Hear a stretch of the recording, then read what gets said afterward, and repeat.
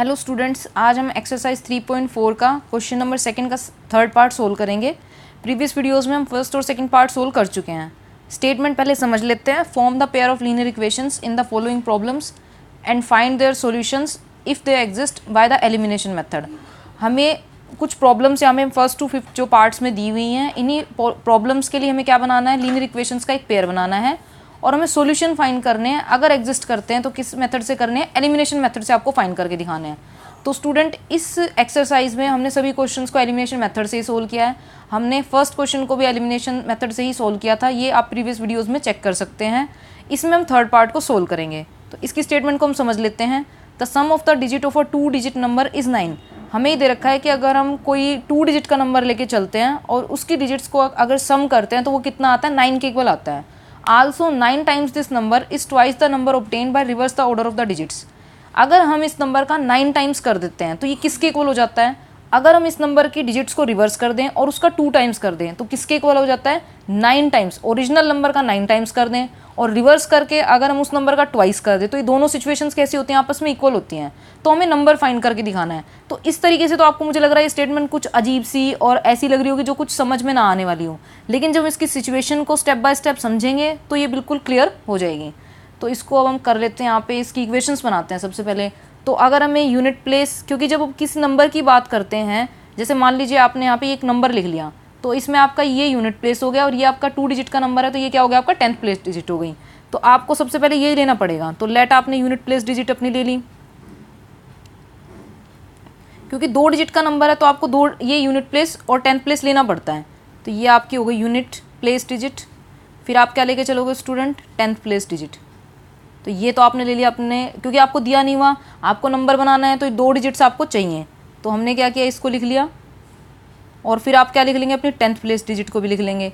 वो भी आपको अज्यूम करना पड़ेगा क्योंकि वो भी आपको नहीं दी हुई। तो ये आपने लिख लिया इसको, 10th प्लेस डिजिट को कितना लिख लिया आपने, y। तो अगर आपको ये सिचुएशन दी हुई है, जैसे मैंने कि एक एग्जांपल लिख के दिखाया आपको 57, अगर आप कोई 2 डिजिट का नंबर बनाते हैं तो आपको ये 2 डिजिट मिल जाती हैं। उसके बाद आप इसको कैसे लिख सकते हैं, 10 मल्टीप्लाई बाय जो 10th प्लेस डिजिट होती है आपकी, और प्लस में क्या कर देते हो आप, यूनिट प्लेस डिजिट कर देते हो।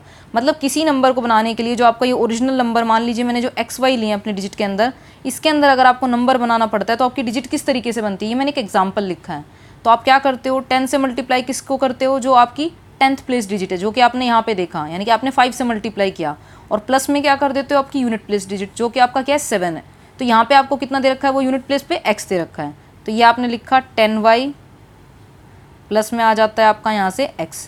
तो ये तो आपकी हो जाती है जो आपकी ओरिजिनल डिजिट है। लेकिन अगर इस 57 को मैं रिवर्स कर दूँ तो ये कितनी हो जाएगी स्टूडेंट, 75 हो जाती है।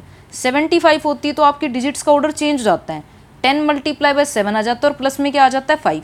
तो सेम आपको यही प्रोसीजर यहाँ पे करना है। जो आप रिवर्स डिजिट जो बनाओगे आपकी, उसमें भी क्या होगा, सिर्फ आपके डिजिट्स का ऑर्डर क्या हो जाएगा, चेंज हो जाएगा। जो रिवर्स डिजिट है वो कैसे बनेगी, यानी कि जहाँ पे 7 था वहाँ 5 हो गया, जहाँ 5 था वहाँ 7। तो जहाँ पे x है वहाँ पे y, और जहाँ पे y है वहाँ पे क्या हो जाएगा, x हो जाएगा। तो ये हो जाता है। सिर्फ आपको आपने अभी तक डिजिट बनाने का काम किया है, जिसमें स्टूडेंट्स को थोड़ी सी जो दिक्कत महसूस होती है, लेकिन मुझे लगता है इस डिस्कशन के बाद आपको ये क्लियर हो गया होगा। अब जबकि हमारी डिजिट्स बन चुकी हैं, अब हमें क्या करना है, इक्वेशंस बनानी है।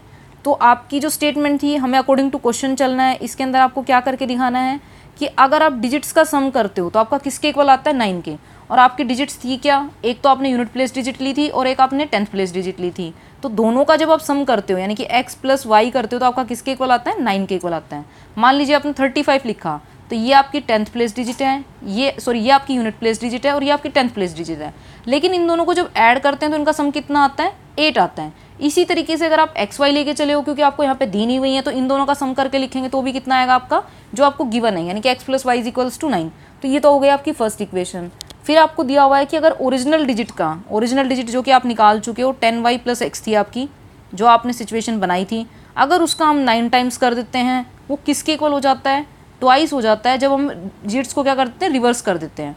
तो रिवर्स डिजिट आपकी यहाँ पे है, इसका हमें क्या करना है, 2 टाइम्स, और इसका हमें क्या करना था, ओरिजिनल डिजिट का 9 टाइम्स करना था।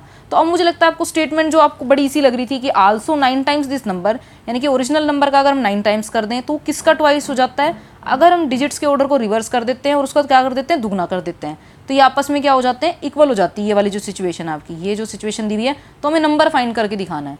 तो मुझे लगता है अब आपको इस सिचुएशन क्लियर हो गई होगी। तो एक इक्वेशन तो आपको अपनी क्लियर है कि x + y = 9 है, ये आपको फॉर्म करनी है। तो ये हो जाएगा आपका 90y प्लस में 9x = 20x और प्लस में क्या आ जाएगा आपका 2y। अगर आपने अब करने वेरिएबल एक तरफ, क्योंकि इसमें कॉन्स्टेंट है ही नहीं, तो आप क्या लिखोगे, पहले x वाले लिख लेते हैं, फिर हम y वाले वेरिएबल्स लिख लेते हैं। तो ये आ जाएगा आपका 9x माइनस का 20x जो आपका राइट साइड में था वो लेफ्ट में आ गया, प्लस का 90y माइनस का हो जाता है आपका यहाँ से 2y = 0। तो ये हो जाती है सिचुएशन स्टूडेंट आपकी माइनस का 11x और प्लस का कितना बचता है 88y = 0। तो ये आ जाती है आपकी सेकंड इक्वेशन। अब आपकी दो इक्वेशंस आपके सामने हैं, अब आपको क्या करना है, इन्हें एलिमिनेशन मेथड से सोल्व करके दिखाना है। तो ये तो आपने लिखी x + y = 9, ये तो हो जाएगी आपकी फर्स्ट इक्वेशन। और दूसरी इक्वेशन क्या थी स्टूडेंट आपकी, माइनस का 11x प्लस का 88y और कॉन्स्टेंट इस बार है नहीं, तो राइट साइड से जब सारे वेरिएबल एक तरफ हो गए तो इक्वल टू क्या बचता था आपका 0। अब आपको कंपेयर करना है, या तो आप x के कोफिशिएंट्स को सेम बनाते हैं, क्योंकि एलिमिनेशन मेथड के अंदर आपको एक वेरिएबल क्या करना होता है, एलिमिनेट करना होता है, या फिर आप y का वेरिएबल सेम बनाते हैं। अब आपने देखा x का जो कोफिशिएंट है वो कितना है आपका 11 है, मतलब -11 है, और y का कितना है 88। तो हम इसको 88 से मल्टीप्लाई कर दें या तो, लेकिन वो थोड़ी सी कैलकुलेशन ज़्यादा हो जाएगी। तो इससे अच्छा ये है कि आप x का कोफिशिएंट जो इसको इक्वल बनाएं, यानी कि इस पूरी इक्वेशन को, फर्स्ट इक्वेशन को अगर हम 11 से मल्टीप्लाई कर देते हैं तो आपके x के कोफिशिएंट सेम बन जाते हैं। तो इसको अगर मान लीजिए आप लिख देते हैं मल्टीप्लाई फर्स्ट इक्वेशन बाय 11 से मल्टीप्लाई किया तो फर्स्ट इक्वेशन क्या बन जाती है आपकी 11x प्लस में 11y = 99। और सेकंड इक्वेशन इसको आप थर्ड नंबर दे दीजिए, क्योंकि अब आपकी मल्टीप्लाई करने वाली बाद की इक्वेशन है 11x प्लस का 88y = क्या हो जाता है आपका 0। अब आपको कोफिशिएंट्स चेक करने होते हैं कि आपके साइन सेम हैं या अपोजिट हैं। अब आपने देखा पहले से ही अपोजिट साइन है, तो आप क्या करेंगे, ऐड करेंगे दोनों इक्वेशंस को। तो एडिंग बोथ इक्वेशंस, अगर आपके साइन अपोजिट नहीं होते तो आपको क्या करना पड़ता, सेम साइन होते तो सब्ट्रैक्ट करना पड़ता। एडिंग बोथ इक्वेशंस, ये आपने यहाँ पे लिख दिया, एडिंग सेकंड एंड थर्ड भी लिख सकते थे आप। तो इस तरीके से आपने इसे लिख दिया यहाँ पे, एडिंग बोथ इक्वेशंस। साइन पहले से ही आपके अपोजिट हैं, ऐड किया तो ये हो गया कैंसिल, ये हो गया आपका 99y = 99। 99 से 99 कैंसिल होता है तो y की वैल्यू कितनी बचती है 1। अब आपकी y की वैल्यू आ चुकी है, मतलब 10th प्लेस डिजिट जो है वो आपकी आ चुकी है। अब आपको यूनिट प्लेस डिजिट निकालनी है। तो आपकी फर्स्ट इक्वेशन यहाँ पे है, यहाँ तो आप फर्स्ट इक्वेशन में y की वैल्यू पुट कीजिए, या सेकंड में कीजिए, थर्ड में कीजिए। आपकी जो x की वैल्यू वो तीनों इक्वेशन से सेम आएगी। थर्ड में हम इसलिए नहीं करते क्योंकि हमारी कैलकुलेशन थोड़ी बढ़ जाती है, इसमें कोफिशिएंट्स और कॉन्स्टेंट्स क्या हो जाते हैं, लार्जर हो जाते हैं, क्योंकि हम ये मल्टीप्लाई करके लिखते हैं।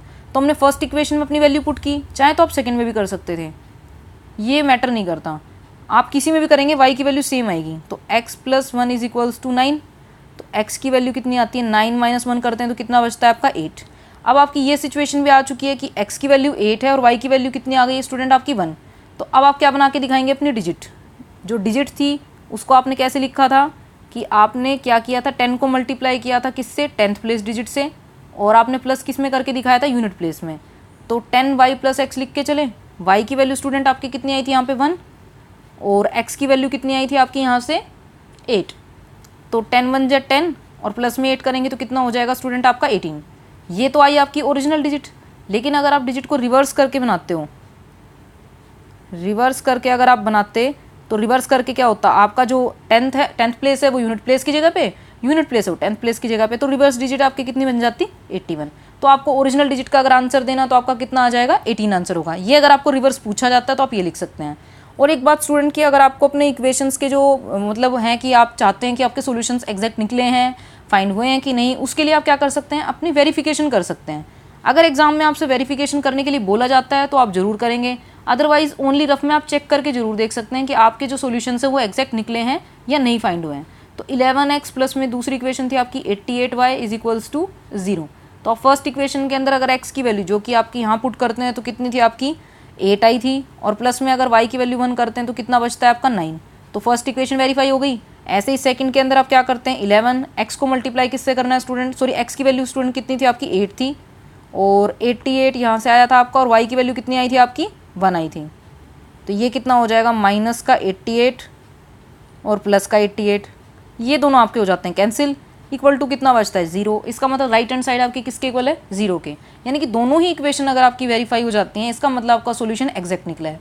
और एक थोड़ा जो सिचुएशन इन्होंने बोली थी कि हमें फर्स्ट में ये चेक करना चाहिए था, क्योंकि हमें पता है सिचुएशंस दी हुई हैं और इन्होंने बोला था कि अगर आपके सॉल्यूशंस एग्जिस्ट करते हैं तो इसको भी थोड़ा समझ लीजिए। अगर आपको पेपर में ये सिचुएशन दे दी जाए तो फिर आप किस तरीके से, जो शुरुआत में ही किस तरीके से प्रेजेंट करोगे कि x प्लस वाई आपका किसके इक्वल था स्टूडेंट, 9 के, और इक्वेशन दूसरी थी आपकी माइनस का 11x प्लस का 88y इज इक्वल्स टू 0।